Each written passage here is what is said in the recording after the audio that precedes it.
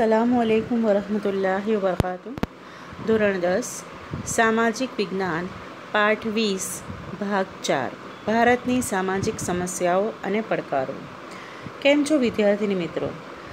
આશા રાખું છું કે તમે સૌ ખૂબ મજામાં હશો। આપણે આગળના આ જ પાઠના ભાગ 3માં એટલે કે ત્રણેય ભાગમાં આપણે સાંપ્રદાયિકતા, ત્યાર પછી જ્ઞાતિવાદ, ત્યાર પછી લઘુમતીઓ, અનુસૂચિત જાતિ અને અનુસૂચિત જનજાતિ, આ ચાર સમસ્યાઓ જે આપણી છે એના વિશે આપણે અભ્યાસ કરી ગયા છે અને સાથે એ ચારેય સમસ્યાઓની ઉપર આપણી બંધારણીય જોગવાઈ કઈ કઈ છે એના વિશે પણ આપણે અભ્યાસ કર્યો છે। ચાલો સૌથી પહેલાં હવે આપણે એ જોઈએ કે પાઠ 20ના ભાગ 4માં આપણે કયા મુદ્દાઓનો અભ્યાસ કરીશું। સૌથી પહેલાં આપણે જોઈએ તો આ વિડીયોમાં હું તમને આતંકવાદ એટલે શું એનો અર્થ સમજાવીશ। ત્યાર પછી બળવાખોરી અને આતંકવાદ વચ્ચે શું તફાવત છે તે આપણે જોઈશું। નક્સલવાદી આંદોલન એટલે શું? ભારતમાં ઉત્તર પૂર્વ દિશામાં કઈ કઈ જગ્યાએ બળવાખોરી થાય છે અને કયા કયા બળવાખોર સંગઠન એક્ટિવેટ છે એટલે સક્રિય છે। કાશ્મીરમાં આતંકવાદી પ્રવૃત્તિઓ, આતંકવાદની આપણા સમાજ પર થતી અસરો અને આતંકવાદની આર્થિક અસરો, એના વિશે આપણે આજે આ વિડીયોમાં અભ્યાસ કરીશું। ચાલો વિદ્યાર્થીનીઓ આપણે પહેલા મુદ્દા સાથે શરૂઆત કરીએ। સૌથી પહેલાં જોઈએ આપણે આતંકવાદ। આતંકવાદ એ કોઈ એક રાષ્ટ્રની સમસ્યા નથી, પરંતુ એ શું છે? એક વૈશ્વિક સમસ્યા છે। 21મી સદીમાં આતંકવાદ આજે માનવ સમાજ માટે એક ગંભીર સમસ્યા બની ગઈ છે, કારણ કે આતંકવાદની જે સમસ્યા છે એ વિશ્વના મોટા ભાગના દેશોમાં આજે ફેલાયેલી છે। વિશ્વના કેટલાક દેશો દ્વારા ફેલાવવામાં આવતો આતંકવાદ એ આજે એક વૈશ્વિક સમસ્યા બની ગયો છે। આપણે જોઈએ કે આતંકવાદ એટલે શું? તો આતંકવાદ એટલે રાજકીય રીતે પ્રેરિત હિંસા કે એનો ઉદ્દેશ શાસન વ્યવસ્થાને, પ્રવર્તમાન શાસન વ્યવસ્થાને ઉખાડીને ફેંકી દેવું અને સરકારની સામે પડકાર ફેંકવો, બરાબર? આતંકવાદ એ કેટલાક ગણ્યા ગાંઠિયા એટલે કે ખૂબ ઓછા લોકો દ્વારા સંગઠિત, આયોજિત અને જાણી જોઈને કરવામાં આવતું એક અનૈતિક અને હિંસાત્મક કૃત્ય છે, જેને આતંકવાદ કહેવામાં આવે છે। આતંકવાદીઓ જે છે એ જીવો અને જીવવા દોનું ખુલ્લેઆમ એટલે આ ઉક્તિનું ખુલ્લેઆમ ઉલ્લંઘન કરે છે। એ લોકો ફક્ત વિશ્વ પ્રભુત્વમાં માનતા હોય છે। આતંકવાદને કોઈ ધર્મ કે સંપ્રદાય સાથે કોઈ પણ પ્રકારે કોઈ સંબંધ નથી। આતંકવાદ એ દરેક રાષ્ટ્રના વિકાસ માટે અવરોધરૂપ પરિબળ છે। આતંકવાદ શું છે? તો આતંકવાદ એક ભય ફેલાવવાનું કે બળ પ્રયોગનું હથિયાર છે। લોકોમાં ભય ફેલાવવા માટે એ લોકો આ પ્રકારનું કૃત્ય કરે છે। આતંકવાદમાં એ લોકો શું કરે છે? તો આતંકવાદમાં એ લોકો આત્મઘાતી હુમલાઓ કરે છે, બોમ્બ ફેંકે છે, હથિયારો સંતાડે છે, અપહરણ કરે છે, વિમાનો હાઈજેક એટલે કે વિમાનો કિડનેપ કરે છે, બરાબર? ત્યાર પછી નાણાં પડાવે છે, ખંડણી ઉઘરાવે છે, માદક દ્રવ્યો એટલે કે નશીલા દ્રવ્યોની હેરાફેરી કરે છે અને આ સિવાય બીજી અનેક હિંસાત્મક પ્રવૃત્તિઓ આતંકવાદીઓ દ્વારા કરવામાં આવે છે। આતંકવાદીઓ જે છે એ લોકો સામાન્ય નાગરિકોને, કેટલાક ચોક્કસ લોકોને, ચોક્કસ સમુદાયને અથવા સૈનિકોને એ લોકો શું કરે છે? ટાર્ગેટ બનાવે છે, એટલે કે એ એમના નિશાના પર હોય છે અને સમગ્ર સમાજમાં, સમગ્ર દેશમાં અશાંતિ ફેલાવવાનું કામ એ આતંકવાદીઓ દ્વારા કરવામાં આવે છે। હવે આપણે જોઈએ બળવાખોરી। આતંકવાદમાં તો આપણે જોયું કે એનો કોઈ ધર્મ સંપ્રદાય નથી અને એ આખી વૈશ્વિક સમસ્યા છે, જ્યારે બળવાખોરી જે છે એ કોઈ વૈશ્વિક સમસ્યા નથી, પરંતુ એ રાષ્ટ્રીય સમસ્યા છે। હવે બળવાખોરી એટલે શું? તો બળવાખોરી આપણે એક સાદા અર્થમાં હું તમને સમજાવી દઉં કે દાખલા તરીકે મોટાભાગે બળવાખોરી એ જે તે રાષ્ટ્રના લોકો પોતાની સરકારની સામે બળવો કરતા હોય। બળવો કરવો એટલે કે વિરોધ કરવો। હવે આપણને કોઈ પ્રકારે કોઈ તકલીફ ઊભી થાય આપણા દેશમાં, તો આપણે વિરોધ કરવા માટે આપણી સરકારની સામે વિરોધ કરીશું કે વિશ્વમાં બીજા બધા દેશોમાં જઈને વિરોધ કરીશું? ના, આપણે આપણી સરકારની સામે વિરોધ કરીશું ને, તો એ શું કહેવાય? બળવો। અને આ જે બળવાખોરી છે એ આપણા જે તે રાષ્ટ્રની સીમા સુધી સીમિત હોય છે, રાષ્ટ્રની બહાર એ ફેલાતી હોતી નથી. જ્યારે આતંકવાદ એ શું છે, એ આંતરરાષ્ટ્રીય રીતે ફેલાયેલો છે. આપણે હવે બળવાખોરી અને આતંકવાદ વચ્ચેનો તફાવત સૌથી પહેલાં જોઈએ. તો બળવાખોરી એ જે તે રાષ્ટ્રની સમસ્યા છે, જ્યારે આતંકવાદ એ શું છે, વૈશ્વિક સમસ્યા છે, એટલે કે આખા વિશ્વમાં ફેલાયેલી છે. બીજું છે કે બળવાખોરી એ પોતાની સરકાર વિરુદ્ધ એક પ્રાદેશિક ફલક પર ફેલાયેલી હોય છે. એટલે કે બળવાખોરી એ પોતાની સરકાર સામે હોય છે અને એ પ્રદેશ પૂરતું હોય છે, જ્યારે આતંકવાદ એ પોતાના અથવા અન્ય દેશો વિરુદ્ધ અને આંતરરાષ્ટ્રીય ફલક એટલે કે આંતરરાષ્ટ્રીય સ્તર ધરાવે છે. બળવાખોરીમાં સ્થાનિક લોકોનો સહકાર હોય છે, બરાબર ને. દાખલા તરીકે એક ક્લાસની કેટલીક છોકરીઓને કંઈક વાંધો પડ્યો તો આખો ક્લાસ એનો સાથ આપશે, બરાબર ને. એટલે કે અહીંયા હું તમને ઉદાહરણ આપ્યું છે. જ્યારે આતંકવાદમાં સ્થાનિક લોકોનો સહકાર મળે પણ ખરો અને ન પણ મળે. દરેક પ્રકારના લોકો એ આતંકવાદને સપોર્ટ કરતા નથી, બરાબર ને. અને છેલ્લું છે કે બળવાખોરી પ્રભાવિત રાજ્યો કે પ્રદેશોનો વિકાસ અટકી જાય છે. જ્યાં બળવાખોરી થાય છે એ પ્રદેશોનો અને રાજ્યોનો વિકાસ શું થઈ જાય છે, રૂંધાઈ જાય છે, અટકી જાય છે. જ્યારે આતંકવાદમાં જે તે રાષ્ટ્રમાં આતંકવાદ થયો હોય એ રાષ્ટ્રનો વિકાસ અટકી જાય છે. એટલે બળવાખોરીને કારણે જે તે પ્રદેશ પૂરતું સીમિત છે. બળવાખોરમાં જે તે બળવો જ્યારે થાય છે તો જે તે પ્રદેશનો વિકાસ અટકે છે, જ્યારે આતંકવાદમાં સમગ્ર રાષ્ટ્ર એનાથી પ્રભાવિત થાય છે, બરાબર. બળવાખોરી અને આતંકવાદમાં હવે તમને સમજ પડી ગઈ હશે. આગળ હવે આપણે જોઈશું આતંકવાદ અને બળવો. એટલે કે આતંકવાદ શું છે, તો લોકો પોતાના રાજકીય કે ધાર્મિક હેતુ સિદ્ધ કરવા માટે શસ્ત્રો વડે ત્રાસ આપે છે, ભય આપે છે, હિંસા અથવા અસલામતી અને અરાજકતા ફેલાવે છે. જ્યારે બળવાખોરીમાં બળવો એટલે શું, તો એ જે તે પોતાના પ્રદેશની સરકાર અથવા જે તે રાષ્ટ્રની સરકાર વિરુદ્ધ કરવામાં આવે છે.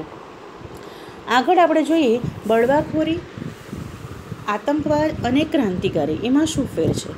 તો આતંકવાદી એટલે મેં તમને સમજાવી દીધું. બળવાખોરીમાં શું ફેર છે એ પણ મેં તમને સમજાવી દીધું. ક્રાંતિકારી એટલે શું, તો ક્રાંતિકારીની પ્રવૃત્તિ પણ હિંસક હતી. તો તમને પ્રશ્ન થશે તો એ પણ હિંસક પ્રવૃત્તિ કરે છે, આ પણ હિંસક પ્રવૃત્તિ કરે છે, તો ક્રાંતિકારીમાં અને આતંકવાદમાં શું ફેર છે. તો ક્રાંતિકારીઓનો જે હિંસક પ્રવૃત્તિ હતી એનો મુખ્ય હેતુ ફક્ત પોતાના દેશને આઝાદ કરાવવાનો અને દેશ માટે શહીદ થવાનો હતો. ભારતના સ્વતંત્રતા સંગ્રામમાં કેટલાય ક્રાંતિકારીઓ હતા કે જે પોતે શહીદ થઈ ગયા હતા, અને જો એમણે હિંસક પ્રવૃત્તિ કરી પણ હોય તો તે એની પાછળનો ફક્ત અને ફક્ત હેતુ પોતાનો સ્વાર્થ માટેનો નહીં, પરંતુ પોતાના દેશને આઝાદી અપાવવાનો હતો. એટલે ક્રાંતિકારીઓના નિર્દોષ હેતુની સામે આપણે આતંકવાદની તુલના કરી શકીએ નહીં. હવે આપણે જોઈએ નક્સલવાદી આંદોલન. નક્સલવાદી આંદોલન એ ચીનમાં માઓ ત્સે-તુંગ નામના નેતા હતા કે માઓ ત્સે-તુંગે ચીનમાં ક્રાંતિ કરી હતી અને એમાં એમને સફળતા મળી હતી. તો ચીનની આ ક્રાંતિથી પ્રેરણા લઈને નક્સલવાદી આંદોલન ભારતમાં સૌથી પહેલાં ઈસવીસન 1967માં પશ્ચિમ બંગાળમાં શરૂ થયો. આ જે ઉગ્રવાદી વિચારધારા જે છે એ પશ્ચિમ બંગાળના નક્સલબારી નામના ગામમાંથી ઉદ્ભવી છે. એટલા માટે આ આંદોલનને નક્સલવાદી આંદોલન કહેવામાં આવે છે. પહેલાં ફક્ત પશ્ચિમ બંગાળથી શરૂ થયેલી જે આ વિચારધારા છે, આજે ઝારખંડ, બિહાર, આંધ્રપ્રદેશ, છત્તીસગઢ, કેરળ, ઓડિશા, ત્રિપુરા, મધ્યપ્રદેશ અને બીજા અનેક ભારતના રાજ્યોમાં આજે વિસ્તરી ગયું છે. હવે આપણે જોઈએ ઉત્તર પૂર્વમાં ભારતમાં બળવાખોરી. ભારતના ઉત્તર પૂર્વના આ જે રાજ્યો છે જેને આપણે 7 સિસ્ટર્સ કહે છે, એમાંથી મોટાભાગના રાજ્યોમાં આજે બળવાખોરી સંગઠન સક્રિય જોવા મળે છે. કારણ કે આ જે ઉત્તર પૂર્વના જે રાજ્યો છે એમની સીમા મોટાભાગે બીજા દેશોને સ્પર્શે છે, અને એને કારણે બીજા દેશો દ્વારા એમના રાજ્યમાં ઘૂસણખોરી કરવામાં આવે છે અને બીજા રાજ્યોના કેટલાક અસામાજિક તત્વો દ્વારા આ રાજ્યોના લોકોને ઉશ્કેરવામાં આવે છે. તો આપણે જોઈએ તો ઉત્તર પૂર્વના કયા રાજ્યમાં બળવાખોરી છે, તો સૌથી પહેલાં નાગાલેન્ડમાં NSCN national socialist council of Nagaland, જે બળવાખોર સંગઠન છે. મણિપુરમાં KNF કુકી નેશનલ ફ્રન્ટ અને KNA કુકી નેશનલ આર્મી. ત્રિપુરામાં ALFT national liberation front of Tripura, ATTF all Tripura tigers force, TUJS Tripura Upajati Juba Samiti. અસમમાં ULFA united liberation front of Assam, UMF united minority front, NDFB national democratic front of Bodoland, BFTF Bodoland liberation tiger force. તો આ બધા જે બળવાખોર સંગઠનો છે એ આજે પણ ભારતમાં જુદા જુદા રાજ્યોમાં કાર્યરત છે. હવે આપણે જોઈએ કાશ્મીરમાં આતંકવાદ. 15મી ઓગસ્ટ ઈસવીસન 1947ના રોજ આપણો દેશ આઝાદ થયો. ભારત અને પાકિસ્તાન એમ બે ભાગલા અલગ અલગ રાષ્ટ્રો બની ગયા. આઝાદી બાદ તરત જ પાકિસ્તાને કાશ્મીરના કેટલાક ભાગ પર પોતાનો કબજો જમાવવા માટે હુમલો કર્યો. જમ્મુ કાશ્મીર એ ભારતનું અભિન્ન અંગ છે, છતાં પણ પાકિસ્તાન વારંવાર કાશ્મીર એ પોતાનો પ્રદેશ છે એવું દાવો કરતા રહે છે. અને આ ઉપરાંત ભારતમાં 1948માં, 1965, 1971 અને 1999 આમ 4 વાર ભારત અને પાકિસ્તાન વચ્ચે યુદ્ધ થઈ ચૂક્યા છે. હજારો કુટુંબો છે કે જે શરણાર્થી તરીકે કાશ્મીરની બહાર જીવન જીવી રહ્યા છે. કાશ્મીરમાં જે આતંકવાદી છે એને સીમા પારથી સતત સહાય મળે છે અને એને કારણે આપણા આ જે ભારતમાં કાશ્મીરમાં આતંકવાદી પ્રવૃત્તિઓ થાય છે એ આતંકવાદી પ્રવૃત્તિઓને કારણે ભારતના અનેક સૈનિકોએ શહીદી વહોરવી પડી છે. એટલે કે આ 4 વાર યુદ્ધ થયા છે એના કારણે ભારત અને પાકિસ્તાનના સંબંધો સારા નથી અને ભારતમાં વારંવાર આતંકવાદી હુમલા પણ થયા કરે છે. એમાં પણ સ્પેશિયલી કાશ્મીરમાં વારંવાર આતંકવાદી હુમલાઓ થાય છે. તો વિદ્યાર્થીઓ, આપણે આતંકવાદ, બળવાખોરી અને ભારતમાં બળવાખોરી જે સંગઠન છે એના વિશે આપણે ઘણી બધી ચર્ચા કરી. હવે આપણે જોઈએ આતંકવાદની આપણા સમાજ પર શું અસર થાય છે. તો આતંકવાદની સામાજિક અસરો કઈ છે? તો સૌથી પહેલાં તો આતંકવાદને કારણે લોકોમાં ભયની લાગણી થાય છે, લૂંટફાટ ઊભી થાય છે, હિંસાની પ્રવૃત્તિ થાય છે અને એને કારણે લોકો સંદેહ અને ભયમાં જીવન જીવે છે. કોમી ઝઘડાઓ થાય છે. નાના બાળકોથી લઈને વૃદ્ધો પર એની અસર થાય છે. લોકો એટલે કે વિદ્યાર્થીઓના શિક્ષણને પણ ખૂબ પ્રતિકૂળ અસર પહોંચે છે. આતંકવાદને કારણે સમાજ એ વિઘટિત થઈ જાય છે, વિભાજિત થાય છે. લોકોનો એકબીજાની ઉપર જે વિશ્વાસ છે શું થઈ જાય છે? ઓછો થઈ જાય છે અને ભાઈચારાની ભાવના પણ ઘટી જાય છે. આગળ આપણે જોઈએ આતંકવાદની આર્થિક અસરો. આતંકવાદને કારણે વેપાર ઉદ્યોગનો જે વિકાસ છે અટકી જાય છે અને પરિણામે ઘણા બધા લોકોએ સ્થળાંતર કરવું પડે છે રોજગાર અને વેપાર માટે. આતંકવાદીઓ જે છે એ માદક દ્રવ્યોની શું કરે છે? હેરાફેરી, નશીલા પદાર્થોની હેરાફેરી કરે છે અને દેશમાં કાળું નાણું એવા અસામાજિક પ્રવૃત્તિઓ કરે છે.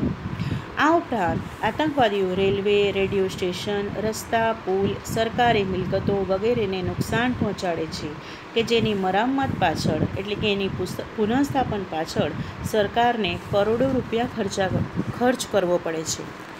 આ જે કરોડો રૂપિયા છે એ સમાજને ઉપયોગી અને વિકાસ કાર્યોમાં એનો ઉપયોગ થવો જોઈએ, સમાજના વિકાસ માટે એનો ઉપયોગ થવો જોઈએ, પણ એની જગ્યાએ એનો ઉપયોગ આતંકવાદને રોકવા માટે થાય છે. આતંકવાદને કારણે રાજ્યના અને રાષ્ટ્રના પરિવહન ઉદ્યોગ એટલે કે પર્યટન ઉદ્યોગને પણ આર્થિક નુકસાન સહન કરવું પડે છે. આમ આતંકવાદ એ આપણને આર્થિક રીતે અને સામાજિક રીતે ખૂબ નુકસાનકારક છે.